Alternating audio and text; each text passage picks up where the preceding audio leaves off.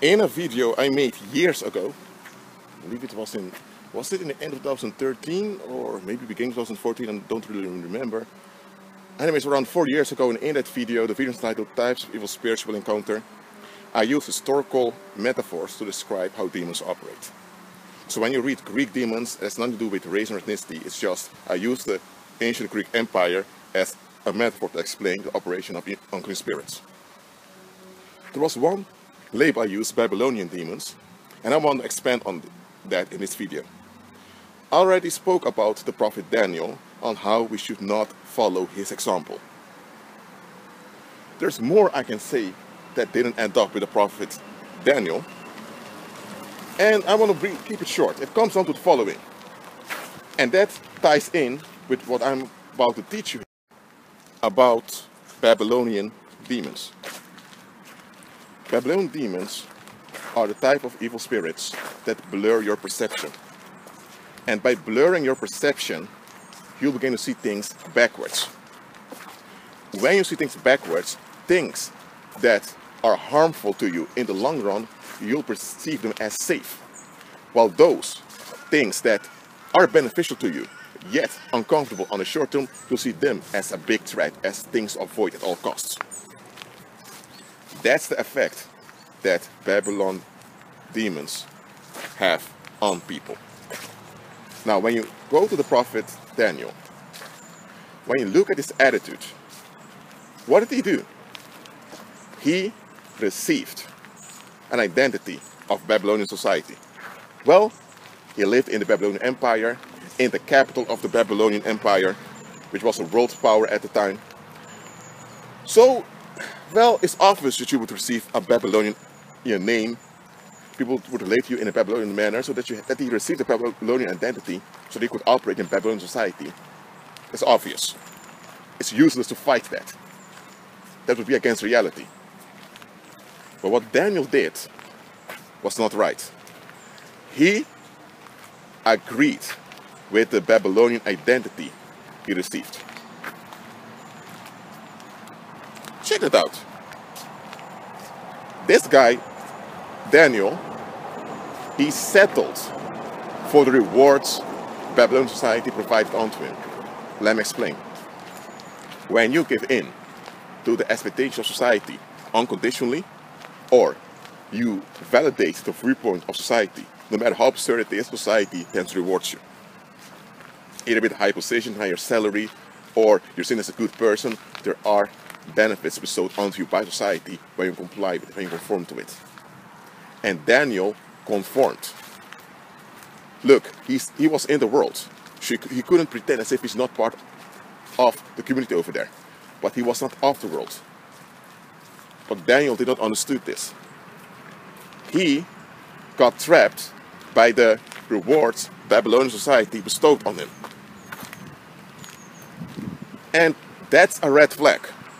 Because the rewards of Babylon will always bind you, will always suffocate you in the long run. It is as if things are going better with you, but the opposite is happening in the long term. Christ, when he walked the earth, he used the parable of the seed and the sower. There was stony ground with lack of soil, fertile soil. Then you had ground with fertile soil, but there were thorns growing there also. And you had fertile soil, which was free from thorns and free from disruptions.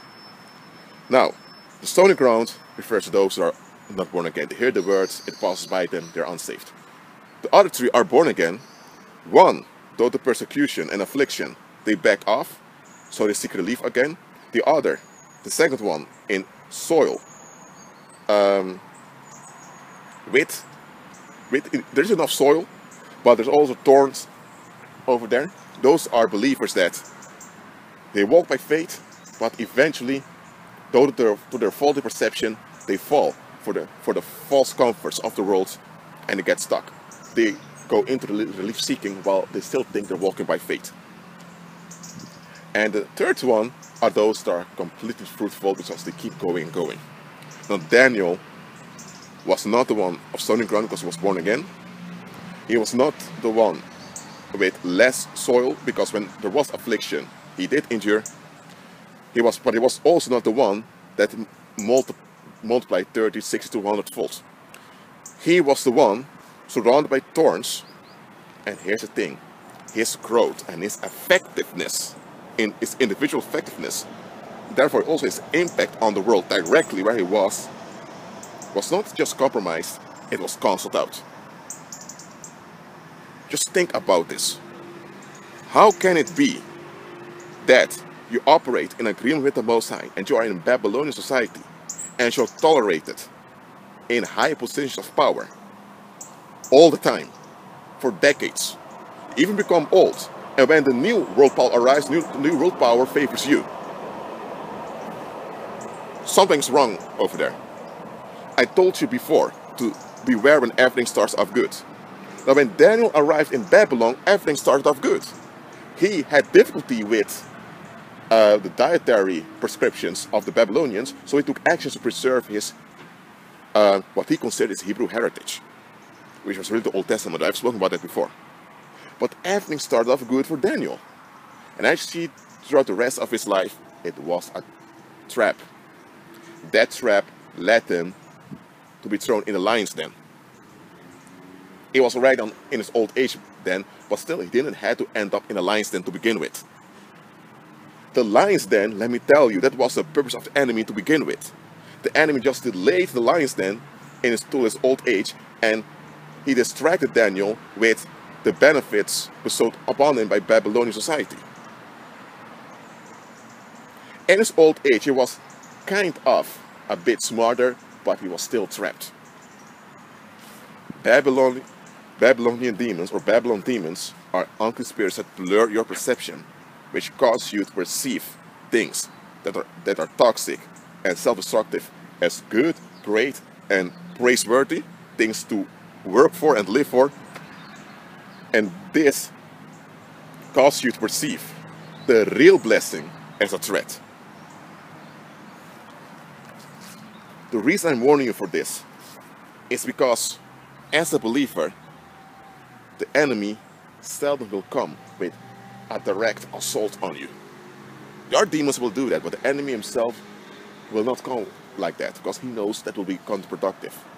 He will come with false comforts to snare you, so your individual effectiveness will be cancelled out.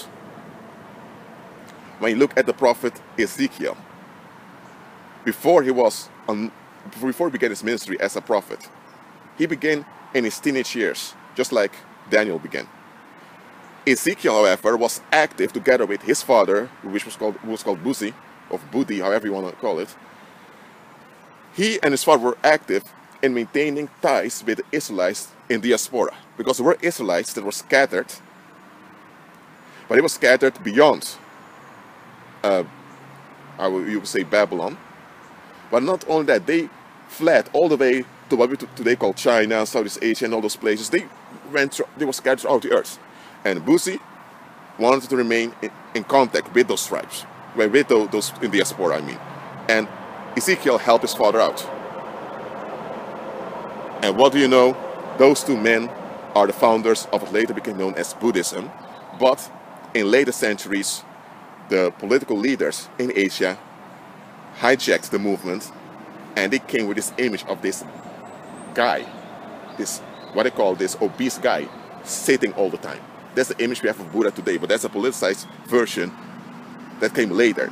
But the movement of Buddhism didn't originate with this fictive character called Siddhartha. It began with Buzi and his son Ezekiel. And Ezekiel, you can read about him in the Old Testament. He always talks about, man, this guy, man, you just read the book. There's a lot of knowledge in it. And people that are familiar with Eastern mysticism would recognize a lot of things in the book of Ezekiel, but I won't go into that now. Just understand that Ezekiel was active. Jeremiah, who was also called in his teens, he was also active. He was very active. That's why he received so much persecution. Ezekiel also received much ridicule and persecution. And Daniel, he had a place. He was respected. He was validated by Babylonian society. And that's a trap. There's nothing wrong with you having a job somewhere or having a position somewhere, but the moment society validates you and praises you, you know you've messed up. You know that something is wrong. But Daniel didn't see it. At some point, he couldn't even see it. Now, in Jeremiah 29, verse 11, the Holy Spirit commanded the Israelites that were scattered to make sure they increase and not decrease. So they had to remain active, not only in getting kids, raising families, and multiplying themselves as an ethnicity, they also had to be active economically, diplomatically, financially, culturally. Ezekiel and his dad, Buzi, which later they called Buddha, they were active. And their movement lasts till this day, even though they hijacked it and politicized it, it still exists till this day. Okay? Now, I'm not saying that you have to go to Buddhism because the Buddhism of today is a politicized version and it's pagan, okay? But the movement originates with Israelites. They should get the credit, and I'm giving them the credit. Again, I'm not talking down and looking down on the prophet Daniel. I'm just pointing out that this guy was trapped. Jeremiah, on the other hand, oh dear, he faced a lot of mental and physical suffering, but man, that guy kept going. He kept going no matter what. That's why I'm telling you. Just like Jeremiah 29 verse 11 tells us that the Lord knows which plans he has for us. Plans to prosper us, so that we will have a hopeful future. That means we will have an expected end, as some translations translate it. That means that we have security in here and for the future. That does not mean that the Most High is going to reveal unto you the details of what he intends to do. It just means you ought to remain active, and while you're active, he works through you to accomplish his purpose. Okay? But you ought to be active. Daniel was not active. He wasn't. And I'm not going to pretend that he wasn't, because that would be lying. He wasn't active. Yes, I'm happy that he obeyed in transferring prophecies onto us, but don't you know that there was a point in which the Holy Spirit stopped giving him prophecies?